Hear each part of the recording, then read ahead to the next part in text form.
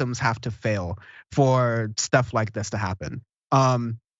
College students, just for their mental health, just for their sanity, need just sunlight. They shouldn't be in like completely windowless rooms. It is really not great for your mental health. They should have designed this a lot better. But yeah, there's an Evans Hall, like my namesake hall up in Berkeley, that also looks like this. So I'm super not surprised that the UC would do another one. No, yeah, there's some terrible buildings that the University of California is just pumping out on all their campuses, completely uninspired.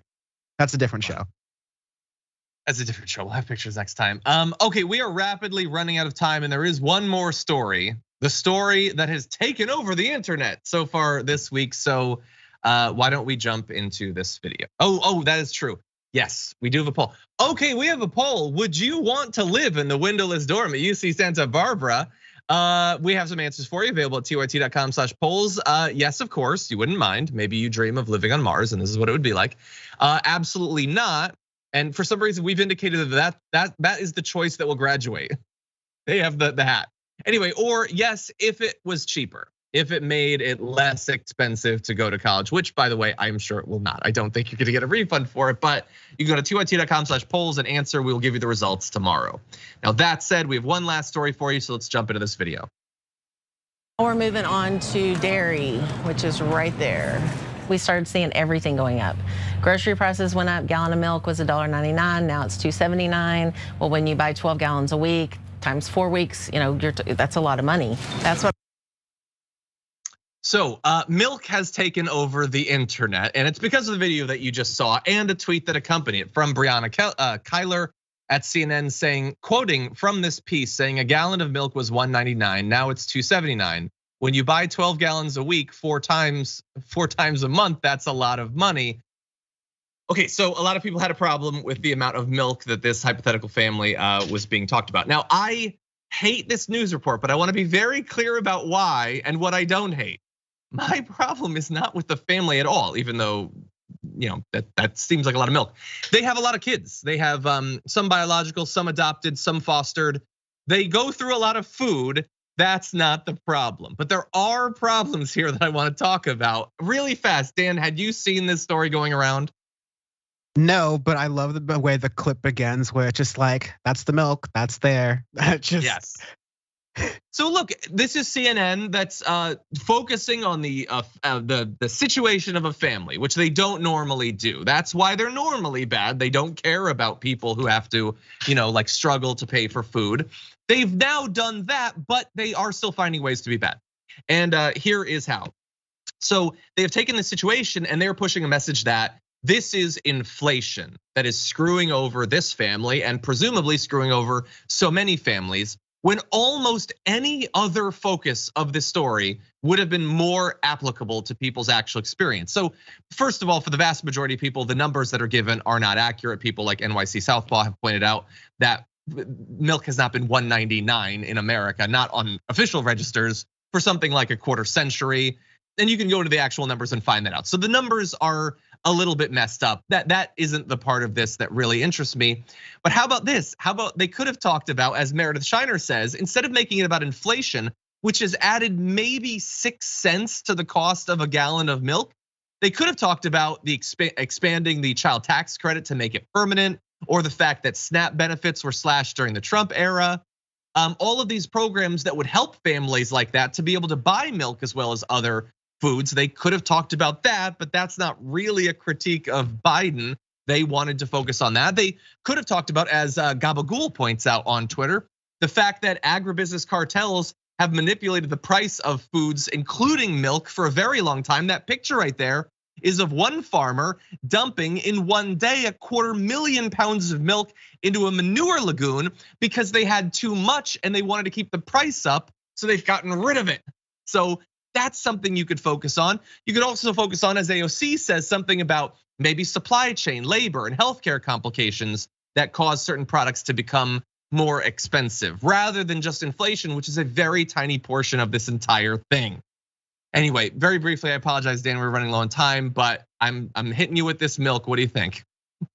I am vegetarian, so I prefer oat milk, so I'm out of the story. No, we talked earlier on about how CNN is really bad with political analysis and news analysis because they don't talk to regular people. I guess we kind of understand now because when they do talk to regular people, it's really uncomfortable. It's like, how much does a banana cost? Like $12 uncomfortable. Like it's beyond parody. So maybe they should just like, okay, we focus group. We tried talking to the regular people. Now we're going back to the analysts and consultants for 24 hours because clearly you're not great at this.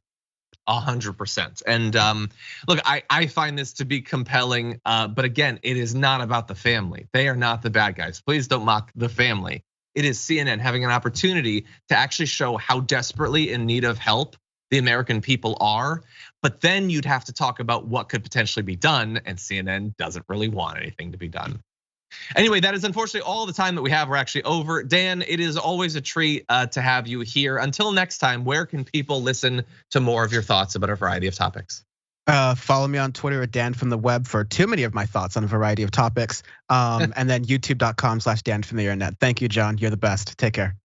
Thank you, man. Talk to you soon.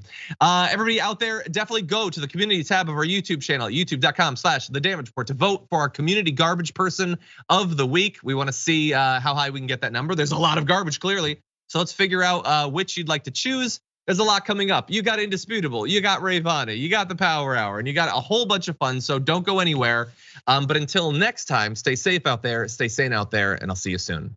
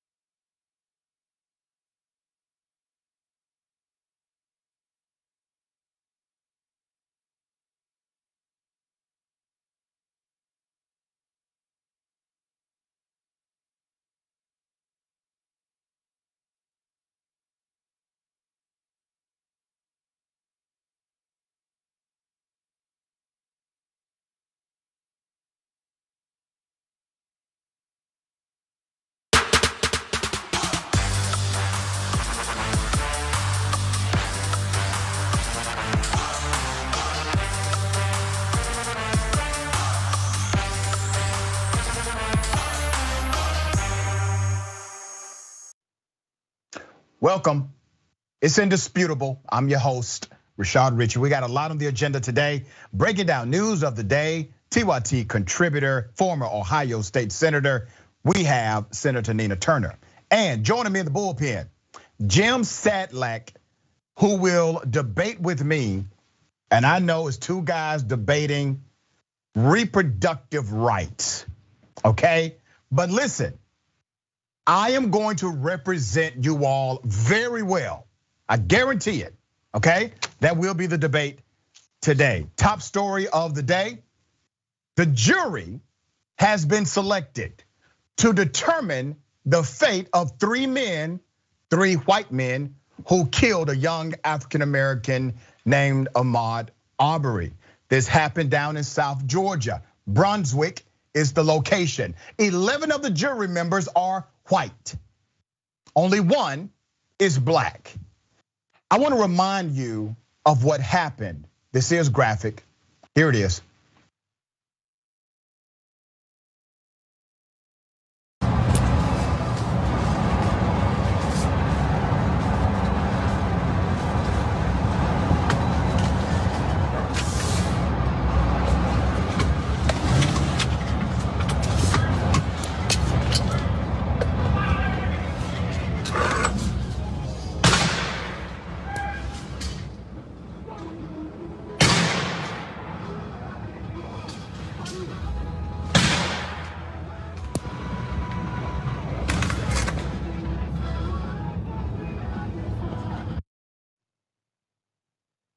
It pisses me off every time I see that.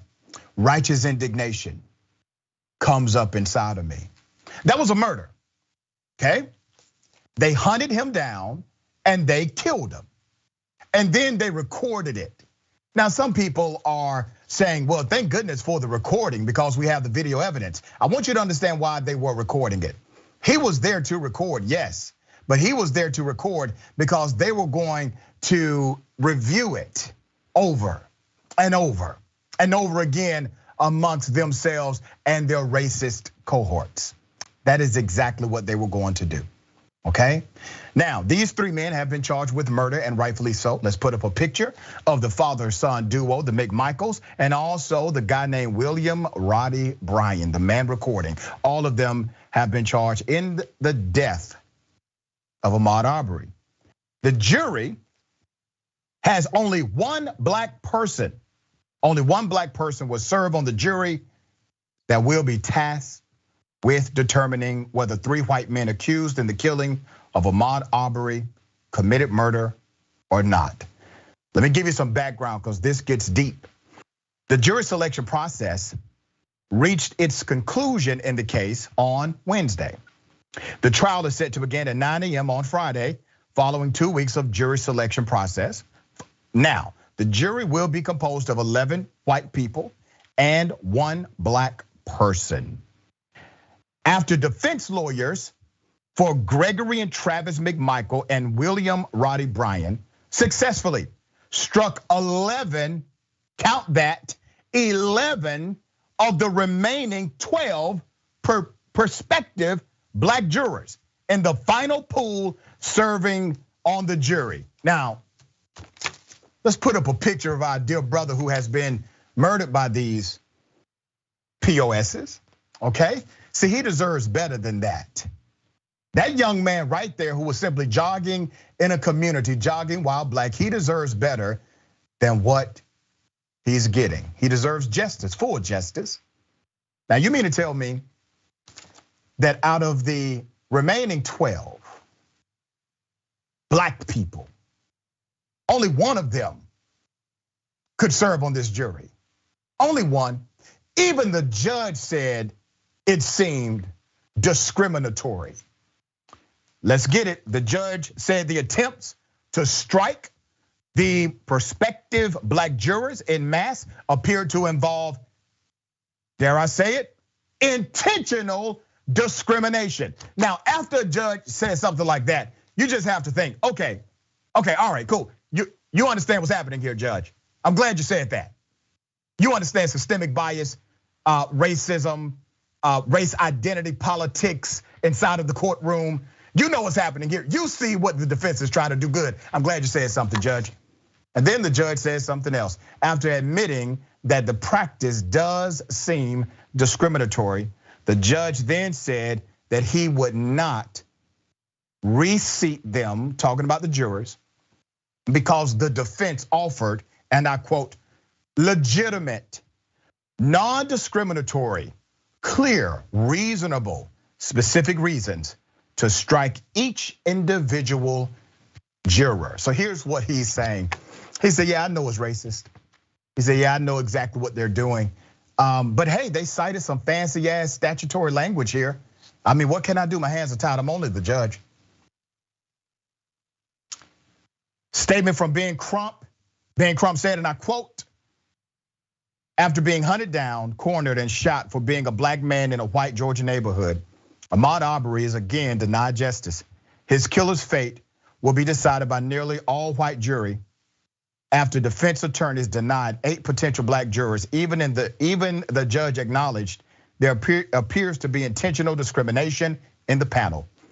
A jury should reflect the community. Brunswick is 55% black.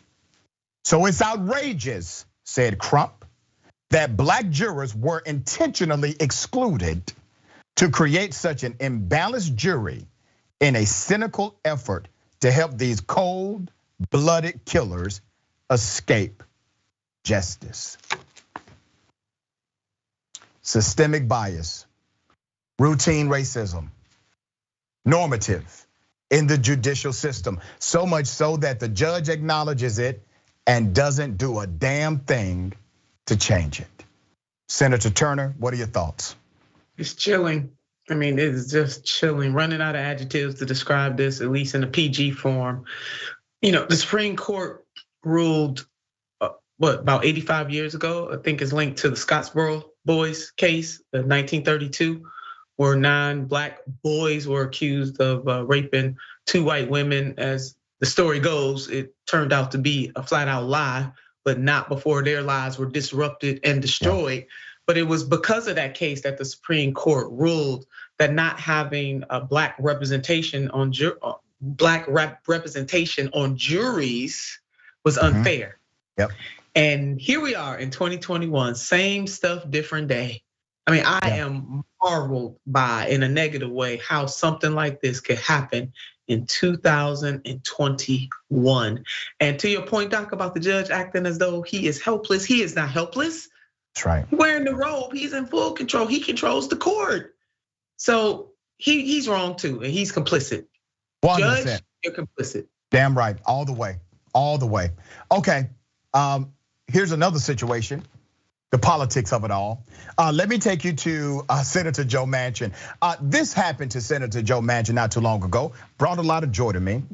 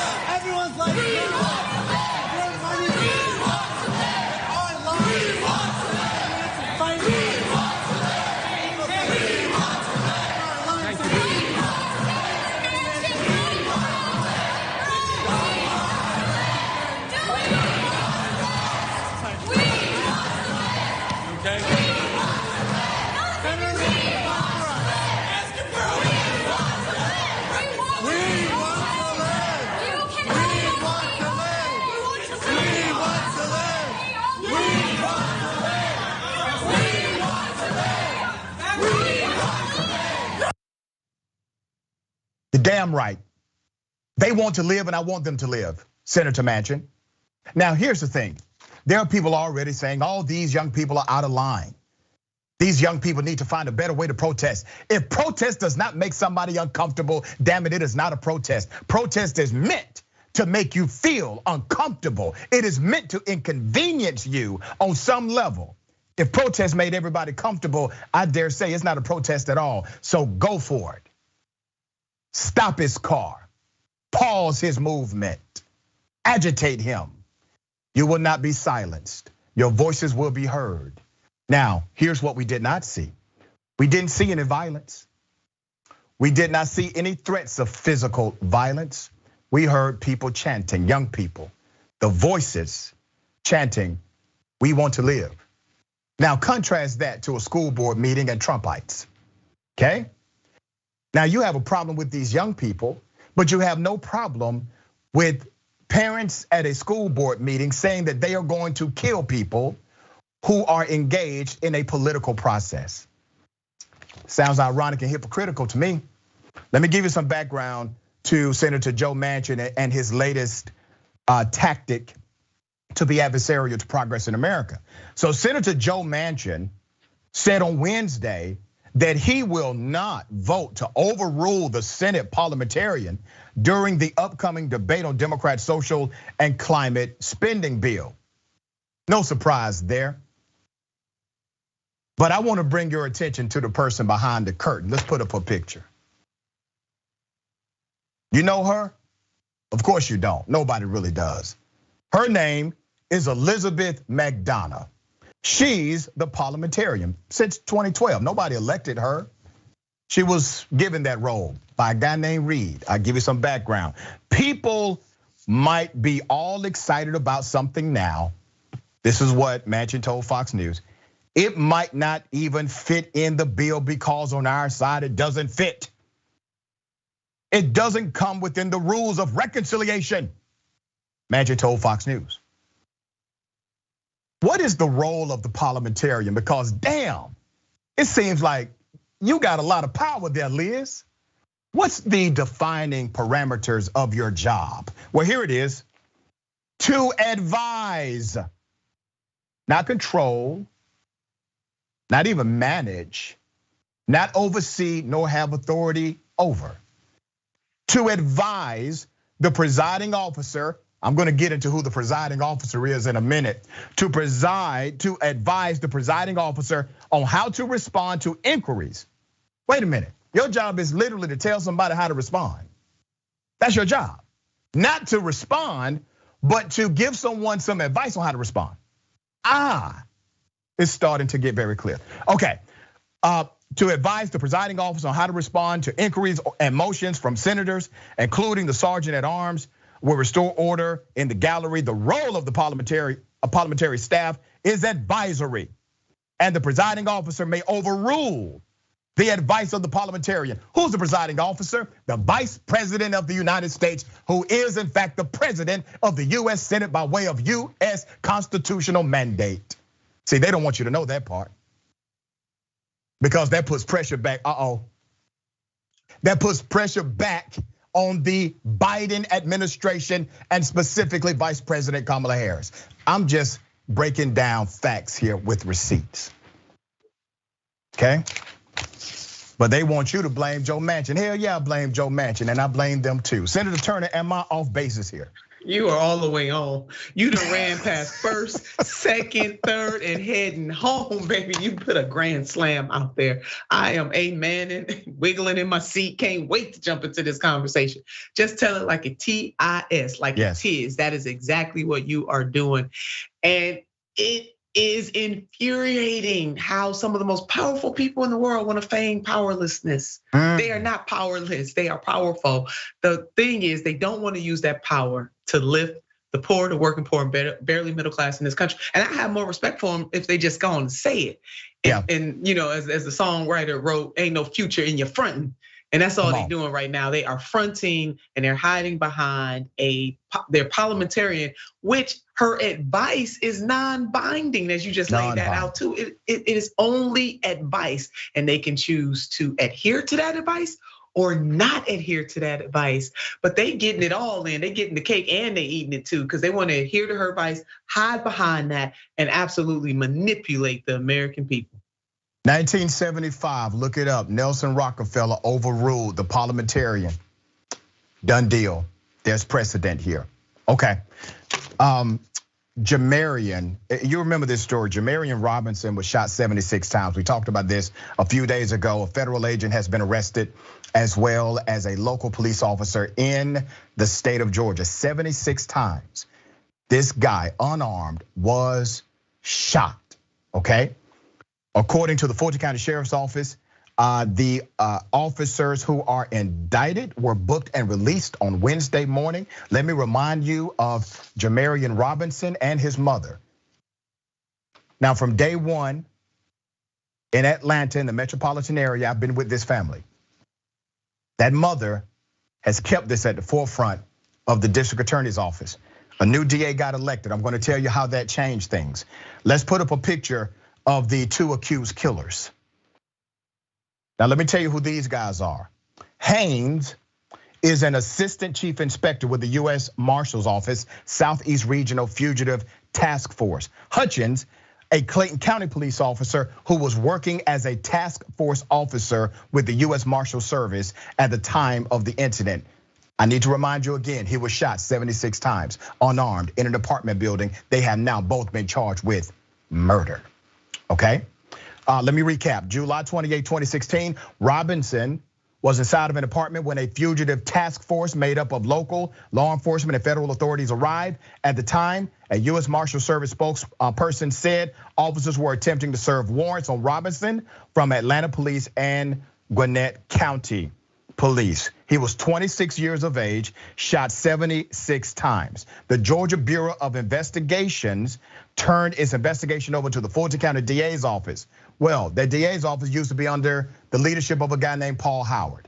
Paul Howard lost his reelection, and it is now under the leadership of this young lady. Her name is Fonnie Willis. DA Fonnie Willis did in fact present, let's put up her picture. DA Fonnie Willis did in fact present this case to a grand jury, and guess what happened? The grand jury indicted a federal officer and a cop for killing, murdering a 26-year-old unarmed black man. Senator Turner, what are your thoughts? Tragic, 76 times, totally unnecessary. Yeah. I mean, we really are going backwards. You want to talk about the hunt? I mean, that is definitely, and I'm so glad, painfully so. I mean, it really goes out of the natural order of things for a parent to have to bury their child. It does, but I'm glad that his mother is keeping this to the forefront.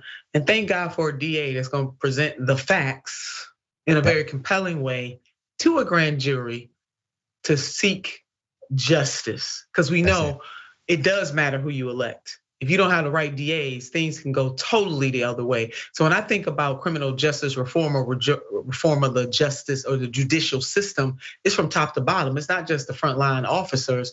It is judges, it's DAs, prosecutors, it's all of them. That's right, very well said. All right, we got generals, more. All of them. All of them. We got more on the other side. It's indisputable, stick and stay.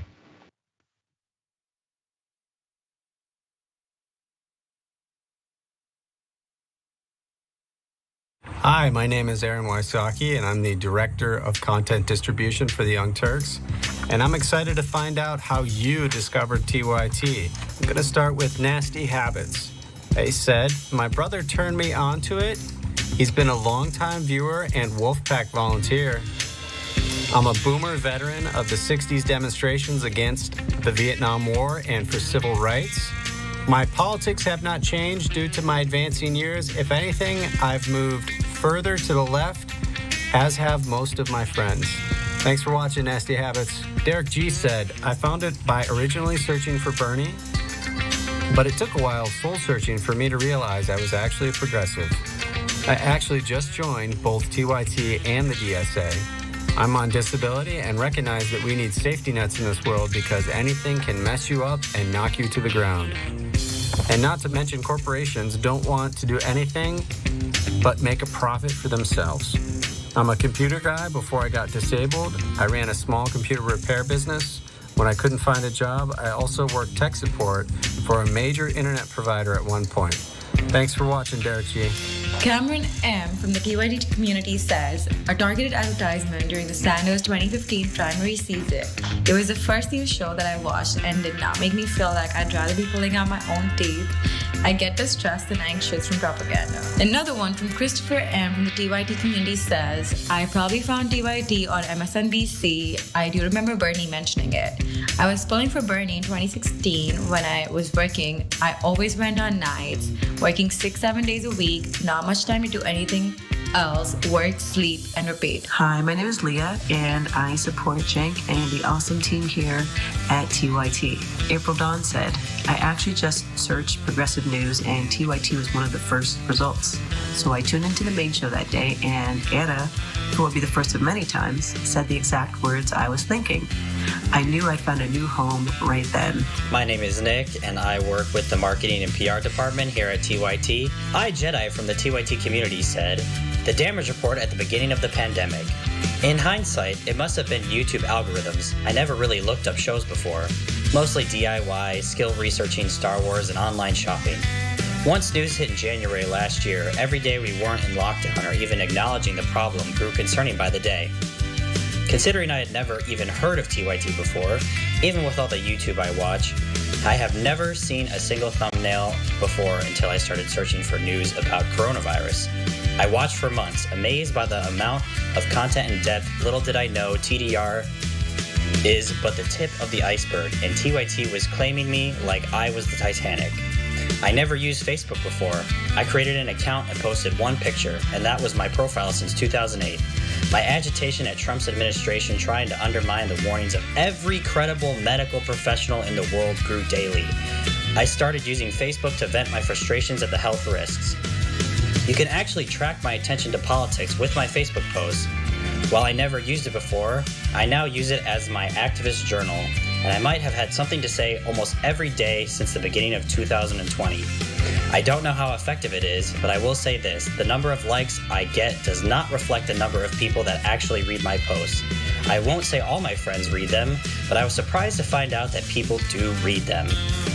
Which is surprising because most of my posts on Facebook are at least as long as this post, which I was not expecting in the TLDR, too long didn't read society we find ourselves in today.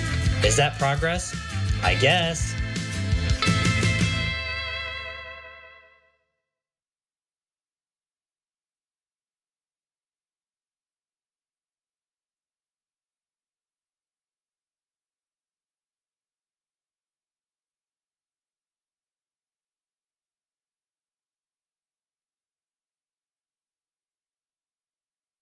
All right, welcome back. We got a lot of show left. Let me make sure we highlight some of the things that are important, okay? Tonight, I want you to join Cenk and Senator Nina Turner. It's an all new Power Hour. I need to get me a damn superhero outfit. Why don't I have one like that? What's going on, production? What's happening? Okay. Tune in to Power Hour with Nina Turner, 8 p.m. Eastern Time, 5 p.m. Pacific Time, Thursdays. Sign up for membership today, real easy, tyt.com/join to watch, okay? You can also listen to a portion of Power Hour with Nina Turner on Apple Podcast, Spotify, Google Podcast, or wherever you get your podcast. Make sure you follow and give it 5 stars, okay? All right, new episodes will be available Monday. Driving positive change. That's the foundation of the mission right here at TYT. Continuing to grow, continuing to impact the world. 20th anniversary countdown. I hope you can take time to visit tyt.com/impacts. That's with an S, /impacts, okay? tyt.com/impacts. And I want you to watch and see what TYT has done with your support and your help for these years, okay? Remember, you are the Young Turks. That's you. You make this happen, all right? On the Young Turks Instagram, you'll find our post highlighting TYT's coverage of Occupy Wall Street back in November of 2011. The protests were just gaining steam, and the TY team traveled to Oakland to report from the front lines. TYT's coverage helped bring more attention to the Occupy movement, and the TYT community further amplified the message, all right? Make sure you go to tyt.com/impacts. Okay, reactions with Rayvana, that's next, right after Indisputable. Always awesome, all right? That's a Twitch exclusive, twitch.tv/TYT, 4 p.m. Eastern Time, 1 p.m. Pacific Time. Let me get into some of these amazing comments. I got Lynn. Lynn says, my biggest hope at this point is that the 11 white jurors are fair, open-minded, and anti-racist. Am I hoping for too much? Well, let me answer your question with a question. It's 11 white people in South Georgia. Okay. What if you run into 11 white people in South Georgia? What do you think? What do you expect? All of them would be anti-racist? No. Cray Souffle, WTF, doesn't the Rodney King trial come to mind, Doc and Senator Turner? Yeah, it does. And any attorney would tell you, you win or lose in jury selection. You win or lose in jury selection. I don't know how the prosecutor, and this is why you need a woke prosecutor, because when I finish this law degree, I will make sure that I let every prosecutor know you can't fall for the okie doke here. Because in the courtroom, if you have a prosecutor that doesn't understand being anti-racist, well, that person is operating in at least implicit bias, if not aggressive bias, okay? At least that. All right, Mickey C, the silver-haired dragon. In 2001, when the parliamentarian disagreed with Republicans, that's right, they fired him, damn right they did, and hired one who agreed with them. Biden doesn't even have to go that far. One wave of his hand at Harris, and it's done. That is far too much effort for Biden to make. And I've been saying this from day one, Biden is an institutionalist. That's a problem. That's a problem. He still thinks being president means something. No, it only means that you are the chief policy person in the United States of America. You get elected for an outcome, not a process. So why are you loyal to a process rather than the outcome? Come on, man. All right? YouTube super chat, Yoda Speed. This system was never designed to work for people they considered only 15% of a man. Moon Dragon, Manchin on Fox News, all you need to know about him. That's right. They love him over there now. Lorraine Hart, dear Dr. Richie, I'm in tears of gratitude for the truth you serve up. Yours is a life of service. Thank you, sir. And Lorraine, thank you. And we couldn't do it without you. Made money in the building. I was kind of sleepy, but that protest gave me life. Woo, tell that mofo, we want to live. I would have been all up in there marching in my house, LOL. Bernie, the Kiwi Dragon, Doc, you're wearing a power suit, but if you want a new one, how about holding a design competition? Could be fun. Maybe, possibly, but thank you for the compliment. Kevin Parsons, 7-8 times you have to stop and reload your gun, like 4 times or just shoot. Yeah, and they did, they reloaded and kept going. You're absolutely correct, okay? All right, Twitch, Angie Pepper, I'm so afraid they're gonna get away with it. You're not the only one. You're not the only one, all right? Ladies and gentlemen, I wish a Karen would. You wanna call the police on them for having a barbecue on a Sunday. You're still free, back off! I'm gonna tell them there's an African-American man threatening my life. You calling the cops because I'm black? Is that what it is? No. Okay, why are you calling the cops? You're in front of my neighbor's house, you need to leave. Why do I need to leave? Because you don't have a reason to be here. Oh, do you know? Do you know? What are you doing here? Who are you? Karen, is your name Karen? Is your name Karen? Go ahead, call the cops. I'll wait for the cops, actually. I have no problem on that. Y'all gonna learn to stop messing with black people. You gonna learn to stop messing with black people. That's what you're gonna learn. Just because I'm black and I ain't bothering you. You think I'm a threat? Because if I was white, you probably wouldn't call the cops. Call the cops. Tell me it's a black male. He's about 5'7". In front of my neighbor's house. I know. Black male, 5'7". Heavy set. What are you doing here? Heavy set build. No, I'm talking loud. I'm not yelling. I'm talking loud so you can hear me. So I don't want to get you. No, I'm not approaching you. I'm staying a distance away. Let me tell you why this is so sad, and it's routine with these Karens, especially as it relates to black males who seem out of place to them. There was a dynamic back in the day called Freedom Papers. And black folk in America had to present Freedom Papers to white people, and any white person was empowered to demand Freedom Papers at any time. You did not have to be a white person of status. You did not have to be a white individual of authority. You simply had to be white. And you could demand Freedom Papers to be presented on site if a black person looked out of place. Does this not seem familiar? Black male looks out of place in a community, and don't come at me with, because I get the inboxes and tagged on social media, well, maybe she was just in fear. Maybe she really was concerned about her neighbor. Does that look like a woman who's scared to you? If she really thought this man was about that life, was a criminal, a gangster, okay? Do you really think she's standing there saying, what are you doing here? Why are you in this neighborhood? Why are you at my neighbor's house? No, she would have been terrified. She would have left, went inside her home, locked the doors and called the police there. She's not afraid of him. She wants to put him in his place. She wants him to know who did it. All right, Senator Turner, what are your thoughts? Doc, you did that. I mean, I definitely wish a Karen would.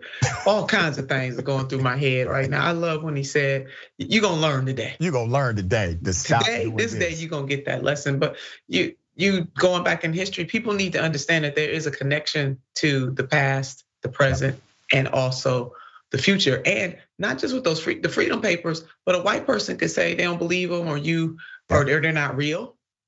You know, a lot of Black people were subject to that and just told these are not real, and dealt with because of that, just by word. And then when she said, "Stop yelling at me," he said, "Wait a minute, I'm not yelling. I'm just talking loud. Don't approach me." Right. Again, remember what happened in the park where that Karen lied, flat out lied on this brother. Many a Black man has been killed because of statements like that. Boys have been killed. I mean, we talked about the Scottsboro case.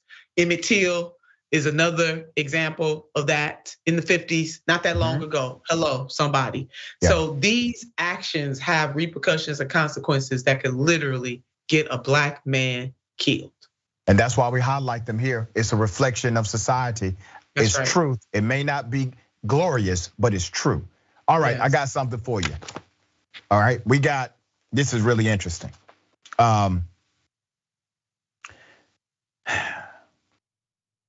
There's a cop. Okay, let me do it like this. Double dose. You want to call the police on them for having a barbecue on a Sunday? I feel free! Back off! I'm going to tell them there's an African-American man threatening my life. Setting up a new board, and I'm giving my old board and my old wheels to these kids, and these people are saying that we're pedophiles for giving the kids free stuff to skate, and they're calling the police on us because he gave them a free pair of shoes and I gave them some stickers and some free gear. They're saying thank you because they're psyched on the free stuff. And you guys are calling the police and calling us pedophiles. I'm a pedophile for giving kids new stuff to skate. I'm giving them to skate because I have it. And now that makes me a pedophile. What are you talking? You've never skateboarded a day in your life. Have you ever been to the skate park? I'm here every day. I grew up skating here. When you skateboard and the older people skate, they have stuff. I'm giving them free stuff for free. Okay, do I look like a pedophile? If I was a pedophile, why would I sit right here with my trunk open with you right here? I'm about to go skate. What are you talking about? I'm giving them stuff to skate. I'm a professional skateboarder. I have free. I'm just giving it to them. No, they don't. Yeah, they do. You guys sound insane. You guys sound insane. You sound ridiculous. We gotta protect our kids. Yeah, go for it. I'm not. They're literally saying thank you. And I'm skateboarding. It doesn't matter. Okay, who cares? I do. They don't have stuff. They've been skating on the same board. Oh my god. You guys are crazy. I understand what you're saying, but you don't even come and talk to me. You just call me a pedophile and call the police. No, you called me a pedophile. You didn't even come and talk to me. No, Karen, nice people do nice things. This was a young person doing something benevolent for young people. Now, here's the beef I have with this, Karen. Obviously, she has no evidence to call anyone a pedophile, so that's already insane. But then when the conversation continues to move, right? It's obvious the guy is not a pedophile. This Karen refuses to simply acknowledge she made a mistake, that she's wrong. Apologize to him. But no, the justification continues. And this is really interesting. And we see this also with a lot of Karenicity in America, that when it's realized, I mean, it could be from a Karen saying that you stole something, and then it becomes clear you did not. Still, they're mad at you. Still, they're justified for thinking it was you who stole something, rather than a simple, you know what? My bad, I was wrong. I'm so sorry. What happened to those basic courtesies when we are wrong about something? We're human. We're going to be wrong about things. Senator Turner, what are your thoughts on this one? I mean, she jumped from 0 to 100 real quick. And that's not to say, I mean, if she had a legitimate suspicion, because I think some parts of what she was saying, even though I didn't like how she was doing it, is that people who have those tendencies do go to places where children are and try to lure them. That's fact. Got it. Yeah. But he is correcting, dang, I mean, if you got some suspicion, if the hairs on the back of your neck standing up, you come talk to me. Right. You just jump all the way to that conclusion. Hell, he could have said the same thing about her. Yeah. You know, so when you do this to people, sight unseen, you really you can ruin people's lives. Absolutely. Especially with an allegation like that. Now that's fighting, that's beyond fighting words. Yeah, that's all the way past the line right there. And the thing is, if it was authentic, and I think of this often, Senator Turner, if the approach was authentic, let's say you or I thought somebody was doing that, and we made an issue, right? Sure. And then once it's clear that it's not, we would apologize. That's right. We would say, listen, I really am sorry. Okay, I was wrong. We would do that. All right, we got more on the other side. It's indisputable. Stick and stay.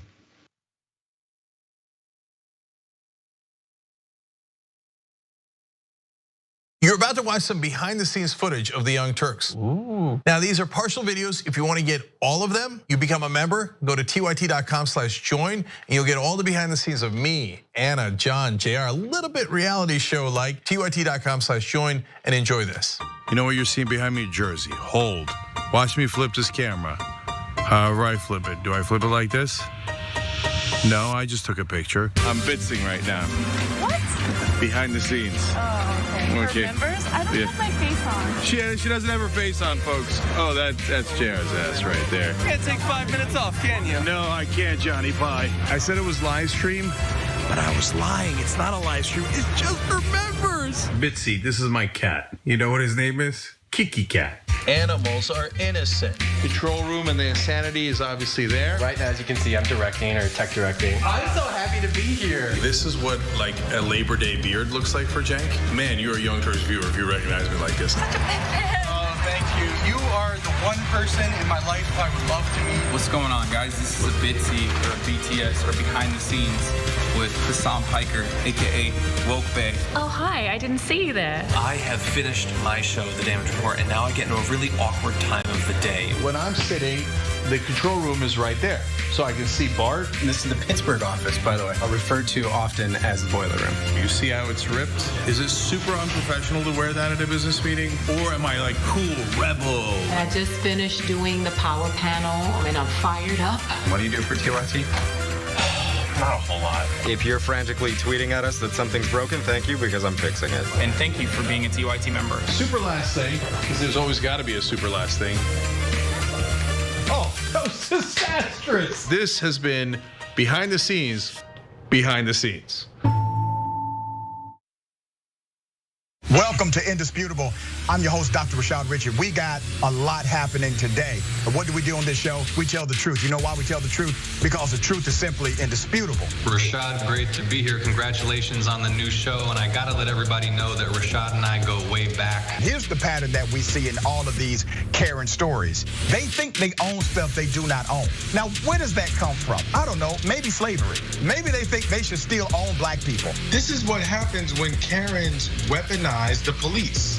When you're used to privilege, equality seems like oppression. It hits you in a certain way when someone is holding you against your will, treating you like you're a criminal and you're an innocent person. This is something that Black people face no matter where they are. A stronger Black economy lends itself to a stronger, greater economy. Don't think it's exclusive of you, it's inclusive of you. What's your beef with critical race theory? It adds more fuel to the fire of the racist tendencies that we already have. We have a generation of problem solvers that can remedy the problem if they are properly taught what the problem is. You know who created redlining in this country?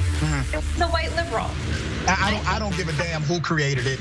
If it's a racist policy, Shelley, here's what I don't know.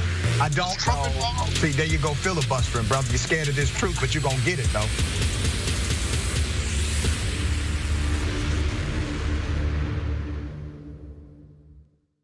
Climate is changing fundamentally, extremely, and non-linearly. It's becoming worse now. It's not when the levees burst that is the problem. It's in the anticipation of that. So I hope every human being is safe. And by human beings, I do not include multinational corporations, especially the ones that started climate change in the first place. What we're currently doing right now in cutting emissions is clearly not enough. There will be ramifications to what Trump is doing. I don't want people to suffer, but I feel like there's going to be a lot of suffering because we have an imbecile as our leader.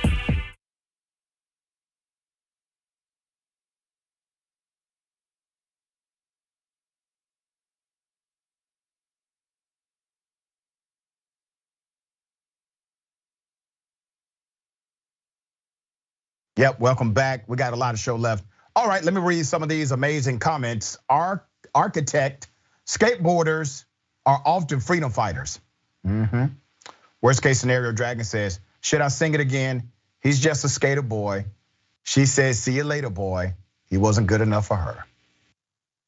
Lynn, oh my God, aren't those skateboards deadly weapons according to Kyle's attorney? Poor skaters, they could never seem to win. Yeah, he said that it would decapitate.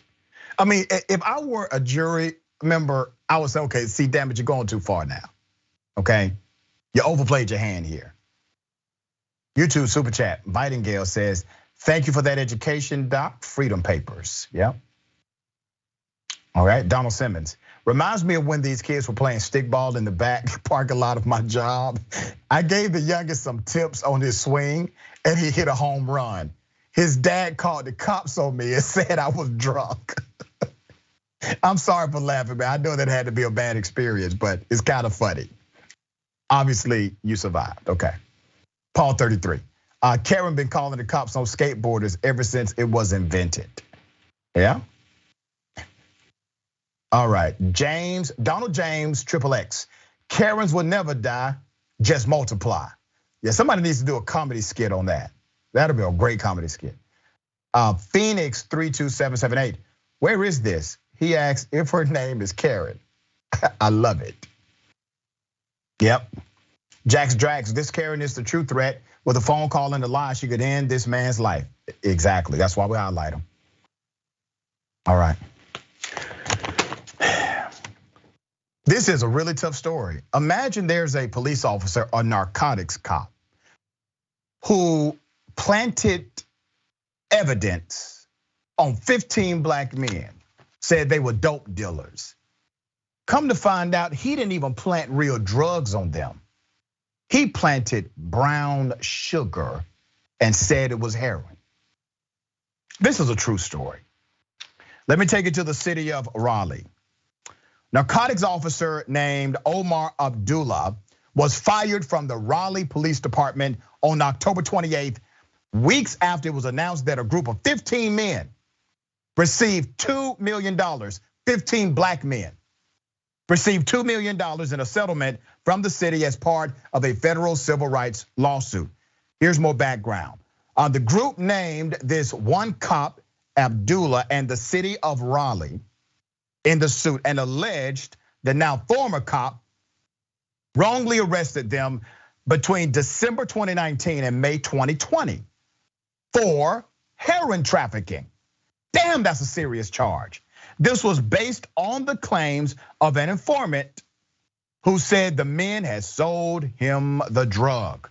The scheme began to unravel when the evidence in the cases repeatedly turned up brown sugar instead of heroin when tested. The men's suit also claimed Abdullah's fellow officers had knowledge of the frame-ups and did absolutely nothing. Why?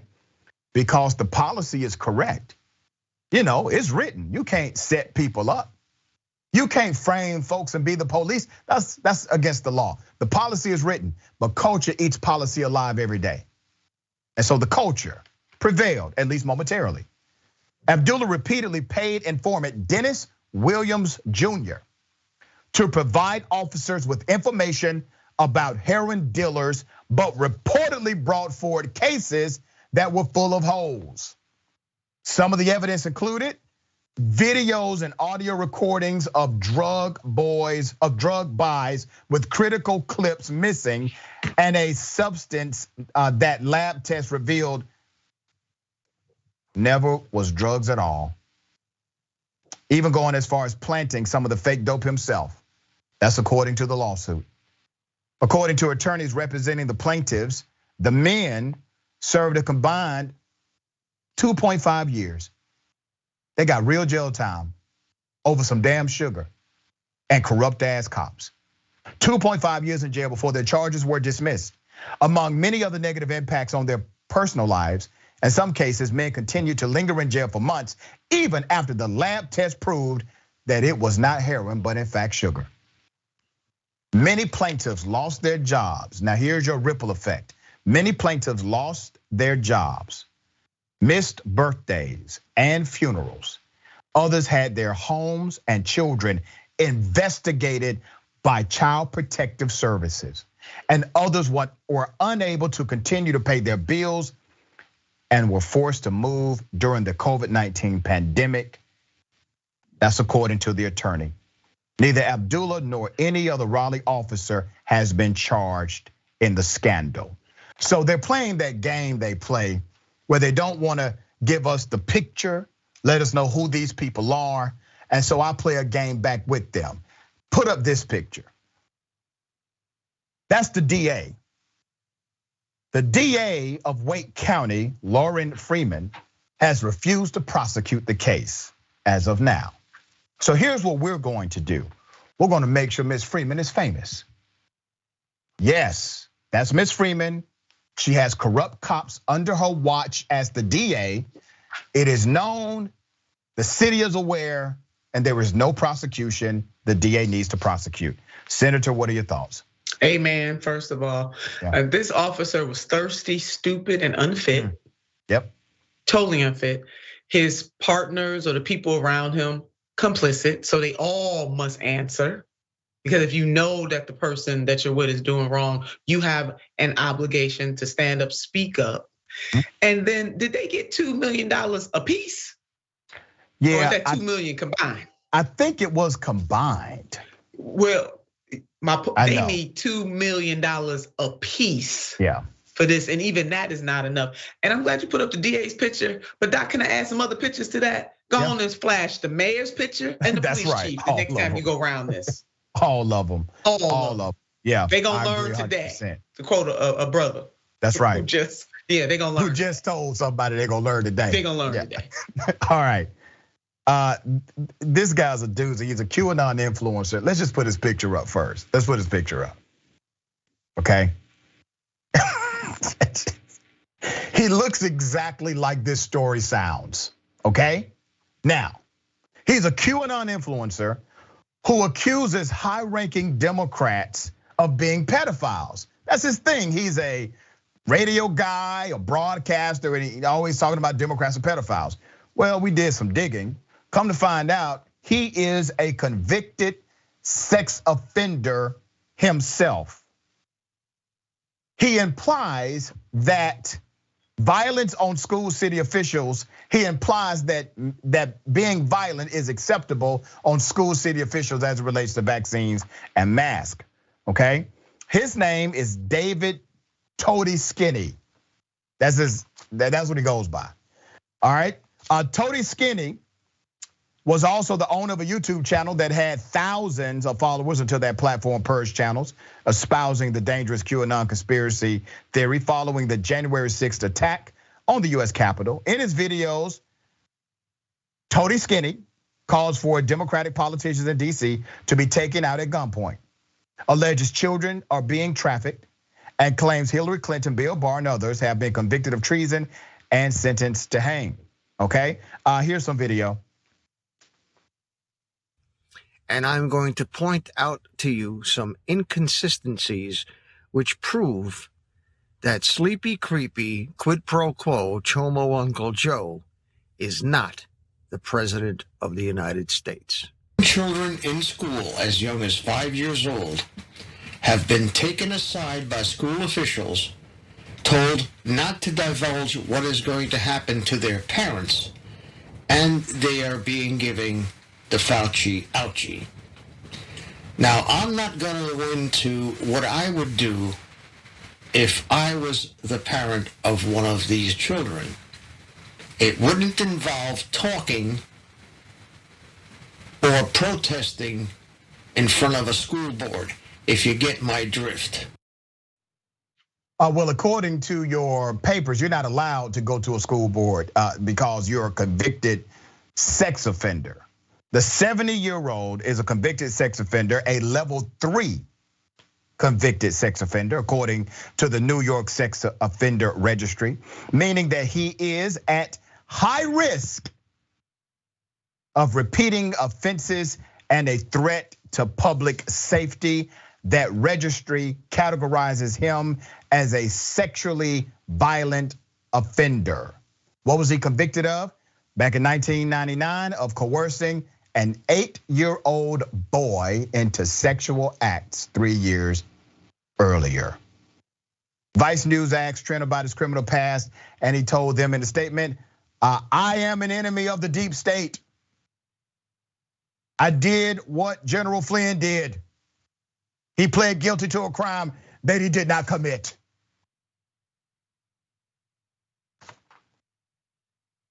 Okay. Senator Turner can't make it up. He's a nut. Yeah. I mean, he's just crazy. Yeah. And talking about, he should be the last one talking about inconsistencies. Right. Okay. Let me bring everyone up to speed on healthcare in America. What if you went to a hospital, right? You went to an ER and you never got treated, you waited there too long and you decided to leave. And then you got a bill in the mail. You didn't see anybody. You got a bill in the mail. You're thinking, okay, obviously there's a mistake here. I had no treatment. I ended up leaving because it was taking too long. Nope, hospital has something called a facility fee, meaning they get to charge you for breathing their air and sitting down in their lobby. Let's go to Atlanta, Georgia. A woman went into an emergency room with a head injury, waited for 7 hours, and was not seen nor treated. Weeks later, she got a bill for damn near $700. Let's put up a picture of the young lady. Her name is Taylor Davis. Look at Miss Davis. She was the recipient of that bill. Davis says she's reluctant to return to any ER or hospital now that she sees what happened is a last resort for her, okay? That's not the way to go in healthcare. Let's put up a picture of the account past due. Wow, $688.35. Let me give you the background. In July, Taylor Davis told Fox 5 Atlanta she went to the Emory Decatur Hospital ER for a head injury, waited 7 hours and was never seen. Weeks later, she was billed $700. Adamant it was a mistake, Davis called the hospital and was told she was charged what's called a facility fee or emergency room visiting fee. Now, they are going too damn far trying to make stuff up so that they can get more money, okay? We know the healthcare system needs fixing in America. We're working on it. But damn, to charge people for breathing air and sitting down, that's a new low. Davis told Fox 5 Atlanta, so I called them and she said it's hospital protocol. Even if you're just walking in and you're not seen, when you type in your social, that's it. You're going to get charged regardless. Now, let me just say this, okay?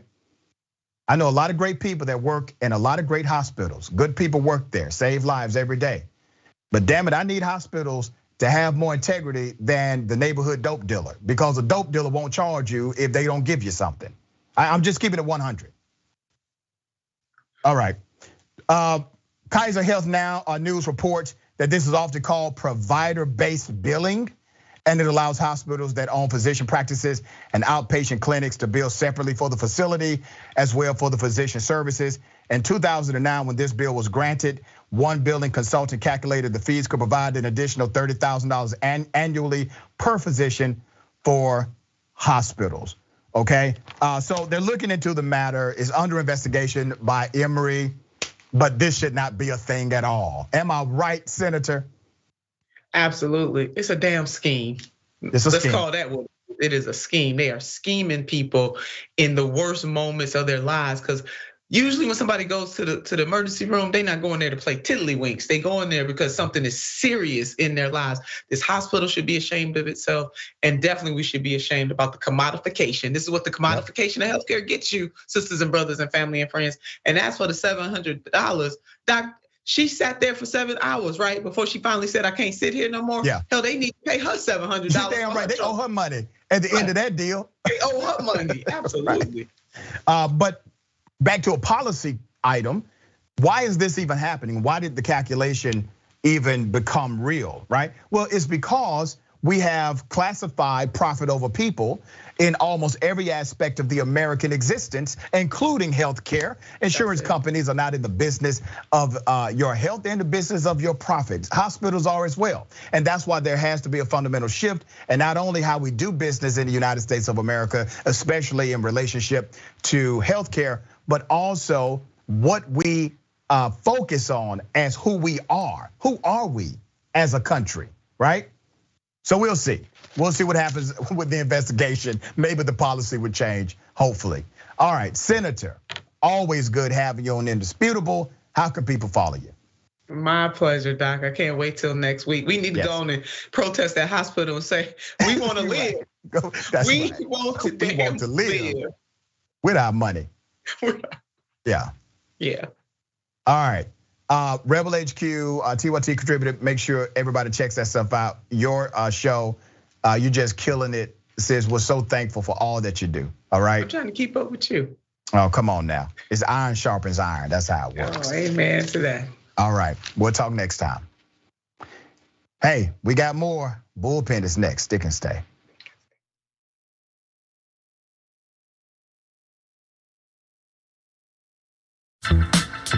I went to Kentucky Fried Chicken when I first got my license, like 17 years old or 17, 18, whatever it was. And I'm driving, I think, my dad's Oldsmobile. And I parked it in a place where there was 2 cars next to me, really tight spot, and a car behind me. I don't even know how I got in there because I'm a terrible driver. Back then I was an even worse driver.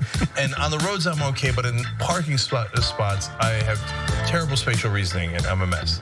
And on my way out, I hit all 3 cars at once. I broke all records, okay? So I went, as I'm backing out, I went boom, oh and this side hit that car, this side hit this car, and the back hit the 3rd car, okay? And I got stuck. I didn't know how to get out. Like, I went, okay, for this, and then I'm like, no, and then, right? And then finally I had to stop, go inside the KFC and go, A, I'm sorry, I hit a bunch of your cars. They're like, what do you mean a bunch of your cars? I'm like, I don't know. Wow, there's a B? Yeah, I'm like, I hit 3 cars. I don't know, so you guys gotta come help me, okay? Okay, so 1, my bad, really sorry about that. Okay, number 2, can someone take my car out? Because I don't wanna keep hitting your cars, and I'm incapable of taking it out of this spot. Now baby, move that fat, baby, move that fat.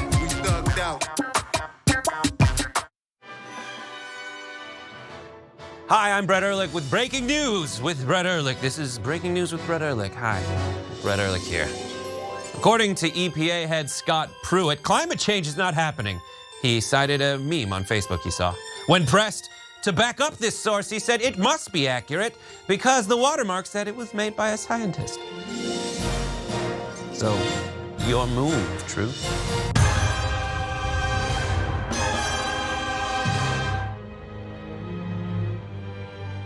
Do all of you know the Young Turks? An outlet like yourself that are willing to cover this story from the very beginning and that weren't afraid to say, hey, this is something that is legitimate. And this is why what Cenk and the Young Turks are doing is so important. Brent Welder is very progressive Democrat. He's a just Democrat, in fact, uncorrupted, not going to take big corporate PAC money. When did you start watching the show and when did you become a member? So I've been watching for 10 years, an active viewer, but also more importantly, getting out there with causes like Wolfpack. By the end of our campaign, we had organized about 22,000 individual contributions with an average about $27 a piece. And those initial people were a lot of TYT supporters as well. In looking at the world in a very different way than corporate media does. It takes those early people who believe that can really be the seeds of this movement, and that has been the Young Turks. Thank you, Cenk Uygur of the Young Turks. Thank you to TYT and all the progressives around the country that have our backs. You know, the first and only interviews that we had tonight to be with the Young Turks as well, because you guys have been here from the very beginning, and that's what this night is all about. And I thank Cenk very much for the very good work that he does. Thank you so much for all in this together, and the people are so powerful, and we're gonna get it done. Thank you for your constant support. It's a pleasure to be with rebels. I like that. For all of the help that you've given to the Just Democrats, to Wolfpack, to help fellow progressives, thank you guys, to all the Young Turks members that make it possible. Hey, this is Edwin. Most of you might recognize me, well, not me, mostly my laugh from the main show. I mean, it's gonna be hard to get the Uygur maneuver on him. And today, my talent is Rubik's Cubes. You gotta forgive me, it's been at least 5 years since I competed. So that's why I'm actually going pretty slow. Watch this.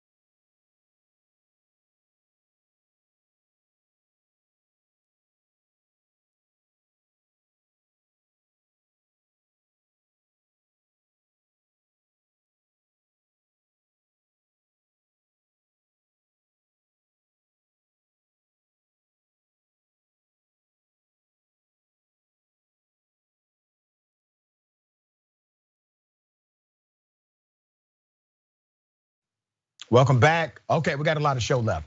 Before we get to the next segment, let me remind everyone, all right? Power Hour, that's tonight, okay? We got Jank, we got Senator Nina Turner, all new Power Hour.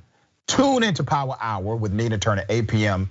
Eastern Time, 5 p.m. Pacific Time, Thursday. Sign up for membership now. That's how you do it, that's how you get it. TYT.com/join, TYT.com/join to watch, all right? You can also listen to a portion of Power Hour with Nina Turner on Apple Podcast, Spotify, Google Podcasts, or wherever you get your podcast. New episodes will be available Mondays, all right, Mondays. Make sure you check for that.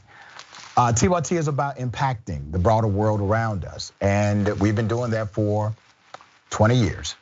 Driving positive change is the foundation of our mission as we continue our 20th anniversary countdown.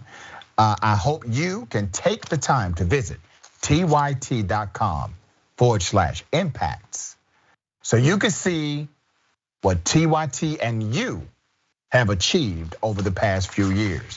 You don't want to miss that. Make sure you look at it. It's going to give you a lot of inspiration, okay? All right. Reactions with Rayvana, all new right after Indisputable. That's a Twitch exclusive. You got to be on Twitch, sign up. It's easy. Twitch.tv/TYT, Twitch.tv/TYT. Tune in at 4 p.m. Eastern Time, 1 p.m. Pacific Time. All righty. Let's get to some of these comments, okay? TYT member Lynn says, Omar sounds like he is the only legit dope in this story. It's unbelievable. The corruption, the culture, the lack of accountability. Mickey C, the silver-haired dragon, laughing my effing A off. The Fauci ouchie is about as mature as the Let's Go Brandon. Little children shouting out silliness, then running and hiding. LOL. Yeah. Colorado Blue Blazer, can complaints be leveled at the relevant bar against the DA? Yeah, but because, and I've looked into this before as well, because I get exactly what you mean, but because of something called prosecutorial discretion, it's really hard to make that case to the bar. Now, there are some jurisdictions that allow you to make the case to another party, even sometimes a specially appointed panel, all right? YouTube, super chat. Charles Lee Joseph Massey III. Next time I'm at the grocery store here in Raleigh, I'm not even gonna go to the brown sugar aisle. I might catch a case for attempted drug trafficking. You could. I mean, obviously it did happen. Ricardo Chucky, crazy speech, empty accusations, racism, one of the side effects of free speech. Olivia Alley, 700 for breathing, yep. And sitting. You know, let's be fair. And sitting, okay? The targeted scapegoat. This is a common practice. Excuse me. I've been charged $300 for an ER visit that I was never actually treated at. I'll be damned. I'll be damned. It's not a good thing. Horrible policy. Sorry that happened to you. All right, ladies and gentlemen, welcome to the bullpen.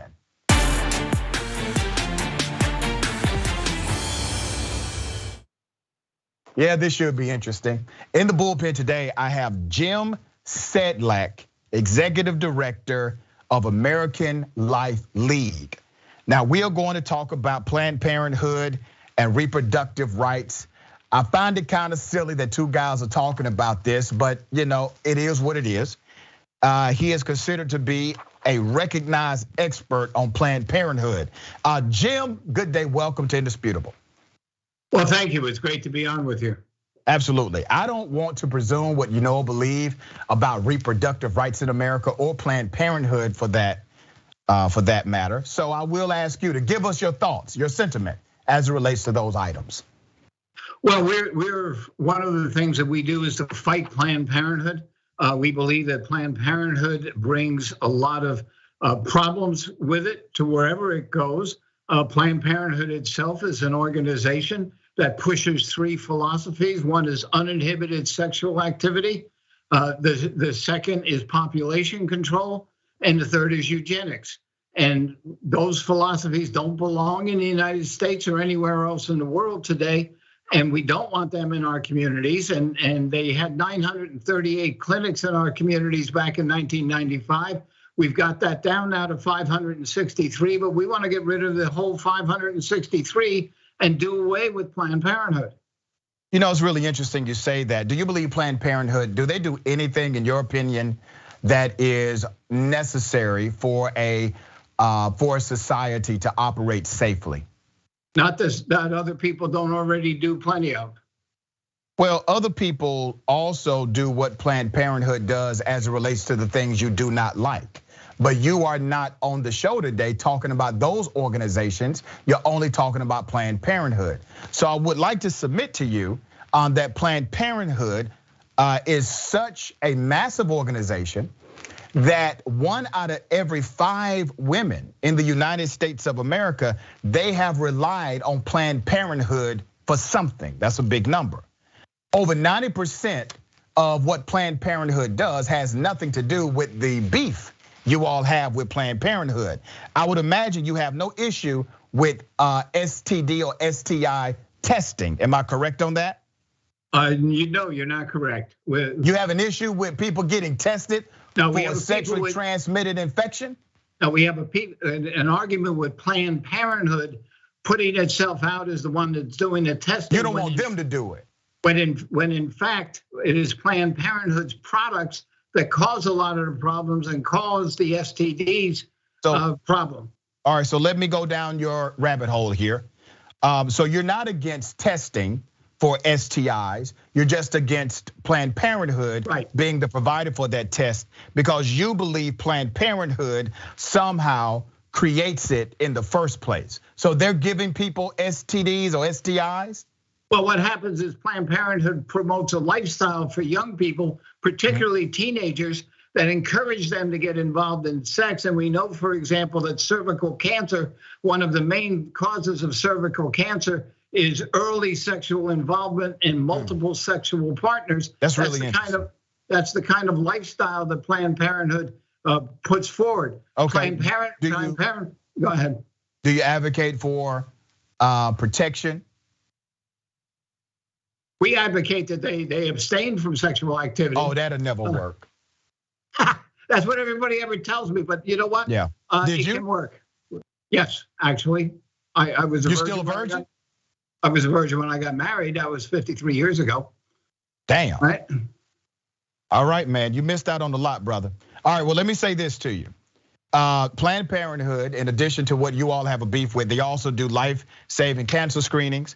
They provide protection for both men and women. They also provide sex education, as well as Planned Parenthood in the United States of America. And as I said, at least 1 out of every 5 women, they have been positively impacted by a service that Planned Parenthood has offered. And don't forget that this is a very affordable option for those who have been left out routinely, historically, because of the disparities in healthcare and healthcare related services. I don't find those issues to be problematic. But let's go to the underlying issue for you, because I would assume, brother, that the reason you have this sentiment about Planned Parenthood is because you are in fact a pro-lifer. Am I correct on that assumption? Well, you're correct about part of it. Part of it, I'm a pro-lifer, absolutely. Is this the reason that I fight Planned Parenthood? What I say in every one of my talks around the country and have for 35 years, if Planned Parenthood never did a single abortion, we would still be fighting to stop the organization. Because a lot of the things that you just listed are the reasons why we fight Planned Parenthood. You say Planned Parenthood fights cancer. Well, in fact, we just talked about cervical cancer and they help to spread it. We'll also tell you that you really believe that Planned Parenthood causes young people to have unprotected sex with each other. You really believe that? They say that. They said in 1952, That's Planned Parenthood, Dr. Lena Levine of Planned Parenthood in 1952 said that Planned Parenthood sex education programs were designed to teach children how to obtain sexual satisfaction before marriage, and that they encourage the kids to experiment with sex and to get involved in sex. Where's the literature at today? I'm sorry, what? Where's the literature at today? What do they say today? The organization now that currently exists. The organization today still promotes sex education, which is really, there you go. Which is there you really, go, brother. Which is really sexual indoctrination. Oh, come on, man. Sex education is a good thing. And the reason they're trying to get is they make millions and millions of dollars from every kid who gets involved in sex. They don't make any money from kids who don't. All right. So some of the stuff you're saying is just. I can give you an example. Go ahead, brother. We gotta transition from this because a lot of what you're saying is hyperbolic. But go ahead. No, if someone were to go out and get a month's supply of the birth control pill and go to the local pharmacy, they would pay about $28 for the month's supply. The pharmacist pays $21 to the drug company. If they go to Planned Parenthood and they get that same pill for that same month's supply, they pay $18. What they think is a real good deal, except they don't know that because Planned Parenthood is recognized as a, quote, charitable, unquote, organization, that they get special prices for the drug company and they buy that pill for $2 and sell it for $18. Okay. It's only one example of the millions of money in profit that they make. Yeah, listen, I appreciate your point of view. You're flat out wrong on some stuff. Damn near 100% of what Planned Parenthood does is actually education based. The stuff that you all have an issue with is a very small part. But you must read a lot of Planned Parenthood literature because that's what the 1 out of 5. That's their number. In fact, sir, if you would, I have allowed you. I do need to make an insertion here. Go ahead. If your issue, and I want you to logically follow me on this. If your issue is that you are in fact pro-life, you believe in the sanctity of life, and you are anti, I would assume, freedom of choice. You do not believe in that freedom for a woman. You don't believe really in the reproductive rights of a woman. And as I said in the beginning of this conversation, I do find it quite silly that two men are having this debate because really it should be a woman having this debate with you. And I'm not a woman, but I would try to do the reproductive rights allies justice, all right? If abortion is your issue, right? Would you like to see less abortions in America? Is that part of your movement? Well, you're trying to turn the conversation from a specific conversation on Planned Parenthood to one on the general topic of abortion, right? What we're talking about is Planned Parenthood. Planned Parenthood, who is spreading the humanist philosophy. All right, they have a philosophy that their leaders receive awards for, saying there may or may not be a God, but it doesn't make any difference because God has no effect here on earth. There is no heaven, there is no hell. This is what they teach our kids. My brother, I really do. I would like you to stay on course with the conversation. Would you like to see less abortions in the United States of America or not? I would like to see no abortions in the United States and in the world. All right, explain this to me because conservatives have failed you greatly. Only under Democratic presidents have you seen declines in actual abortions in the United States.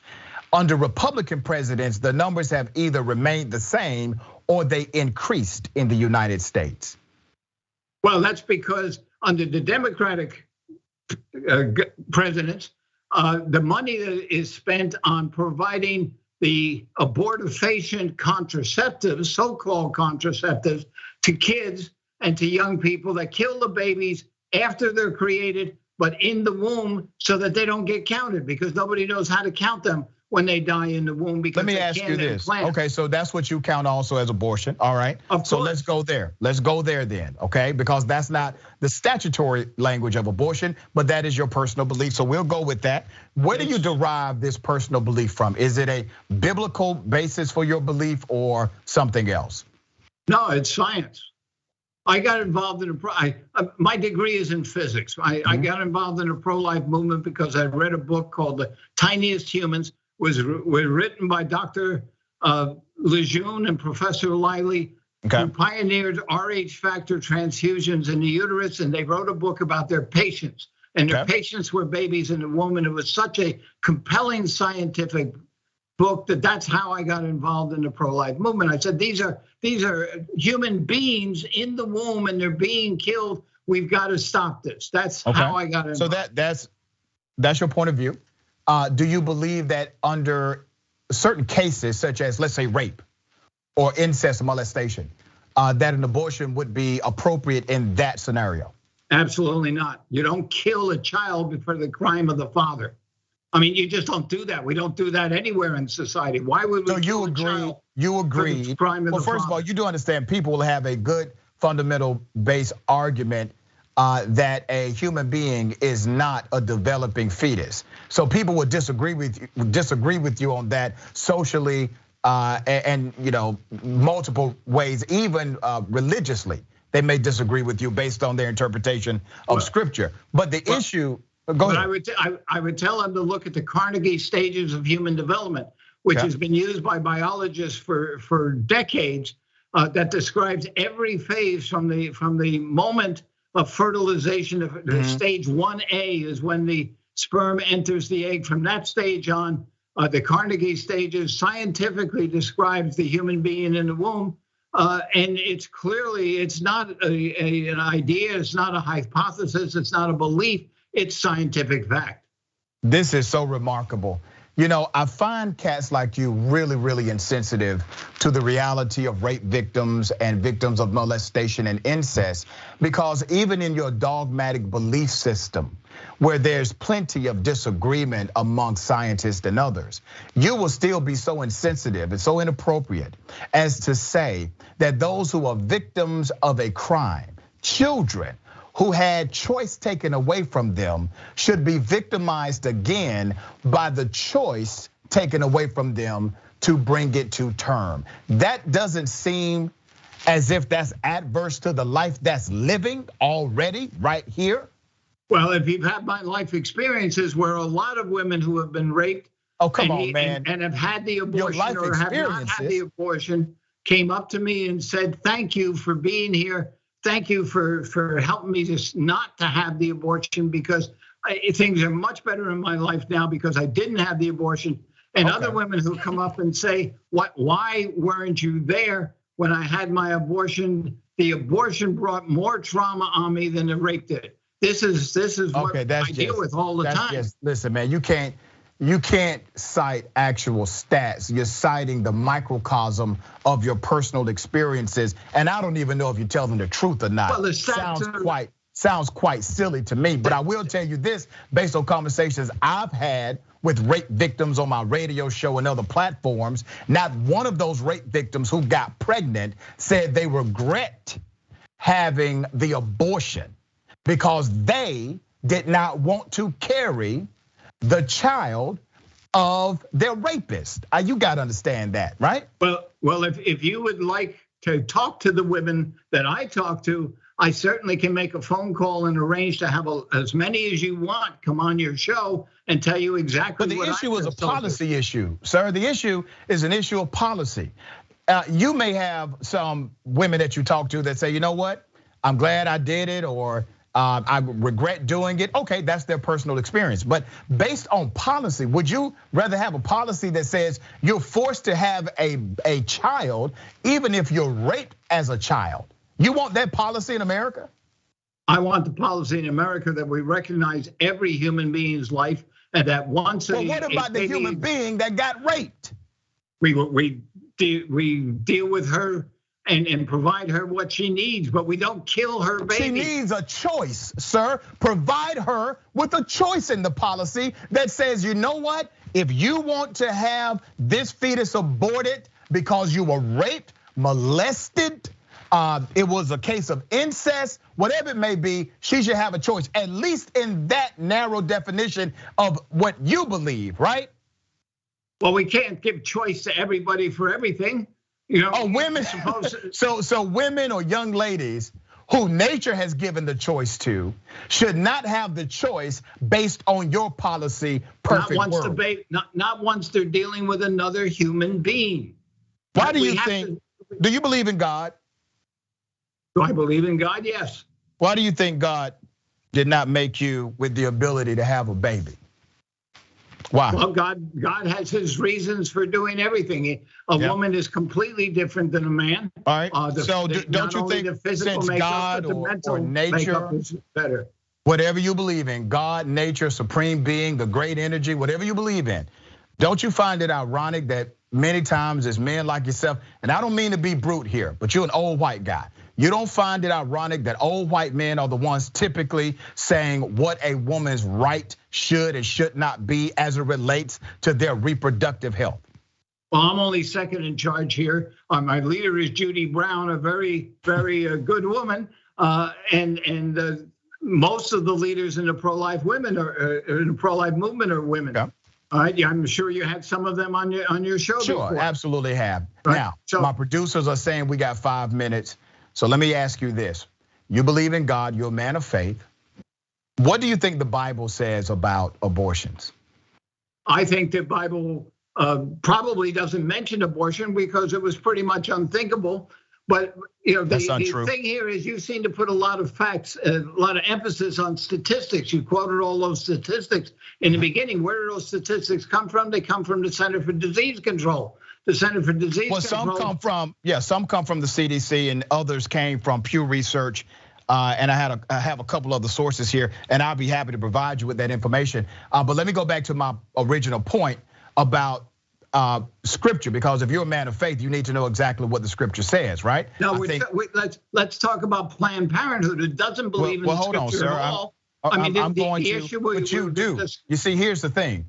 You do, and cats like you routinely will use scripture as a way to uphold an argument. You're the one bringing up scripture. But sir, I haven't brought up scripture. But you said it's not in the scripture. It was not even considered. I simply want to correct the narrative that you put out there. It is mentioned in the scripture. It is part of the text, and I will read it to you. It's in Exodus 21, verse 22. It says, if any men should quarrel and hit a pregnant woman, and she miscarries the baby, he will be punished when the woman's husband demands of him restitution. He shall surely pay a civil penalty. Now, in scripture, it's right in Exodus 21, 22 through 25. Check it out when you get a moment. In scripture, if a man physically assaults a woman and the woman miscarries the fetus, even the Bible does not count that as a murder. It counts it as a civil offense where the other party, the violator, must pay a penalty. If it was murder, it would then be a charge of murder in the Old Testament of the scripture. Why do you think the scripture does not call that murder? If we want to look at Planned Parenthood's philosophies, what we would do is go to read the Humanist Manifesto 2, and I invite all of your listeners to go read that, because the Humanist Manifesto 2 is the one that lays out that there are no rights or wrong, there are no commandments, that you decide whatever you want to decide, and we don't want Planned Parenthood teaching that to our children in the school. All right. Well, they and don't getting have $600 million in government money. All right, they don't have to. People have a choice. Isn't that the remarkable thing about America, right? You still have choice here, okay? Are you for mask mandates? No. Because that's a violation of your constitutional or civil liberty, correct? No, because they don't work. My basis is on science. All of the science, all of the field of science, except for a handful of outlier studies, they do say masks work. I'm sure when you've gone to your medical health provider, they had a mask on, and your doctor and nurse, they've been wearing masks for decades under the hospital protocol. But I appreciate you, man. Thank you for being on the show. All right, have a good day. You too. We got reactions with Rayvonna next. Remember, take care of yourself, take care of each other, take care of the planet. Remember, the truth is always indisputable.